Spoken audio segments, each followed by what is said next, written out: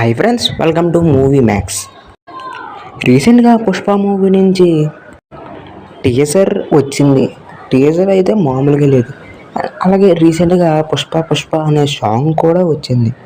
ఆ సాంగ్ అయితే mixed talk సొంతం తీసుకుంది. కానీ ఆ సాంగ్లో అల్లు అర్జున్ అన్న వేసే స్టెప్స్ మాత్రం వేరే లెవెల్లో ఉన్నాయి.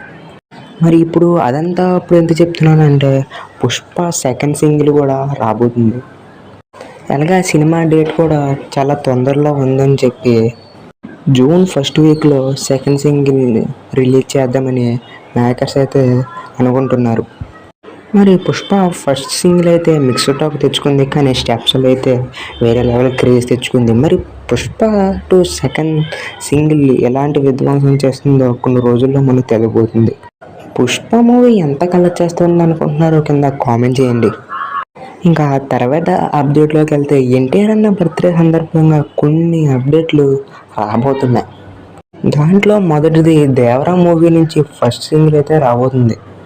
విత్ పోస్టర్తో పాటు ఫస్ట్ సింగిల్ అయితే రాబోతుంది. రీసెంట్గానే దేవరా గేమ్స్ వచ్చింది. అసలు దాంట్లో కాంటెంట్ ఎలా ఉందో మనం ఆల్రెడీ చూసాం. మరి ఆ సింగిల్ ఎలా ఉండబోతుందో అని క్యూరియాసిటీగా ఉంది.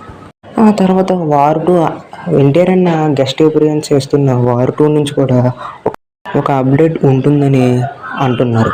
మరి చూడాలి. ఉంటే మ్యాక్సిమం ఒక పోస్టర్ వచ్చే అవకాశం ఉంది. నెక్స్ట్ అప్డేట్ ఏంటంటే ఇది వస్తుందో రాదో తెలియదు, కానీ టాక్ అయితే వినపడుతుంది. ప్రశాంత్ నీల్ ఎన్టీఆర్ కాంబోలో వస్తున్న ఎన్టీఆర్ 31 మూవీ నుంచి షూటింగ్ ఎప్పుడు స్టార్ట్ అవుద్దో అని కూడా చెప్పబోతున్నారు అయితే వినపడుతుంది. ఇంకా తర్వాత అప్డేట్ వస్తే కల్కి ప్రమోషన్లో రానా దగ్గుబాటి కనిపిస్తున్నారు. గేమ్స్ రిలీజ్ చేసినప్పుడు మిగతా అన్ని ఈవెంట్లలో రానా దగ్గుబాటి అయితే కనపడుతున్నారు.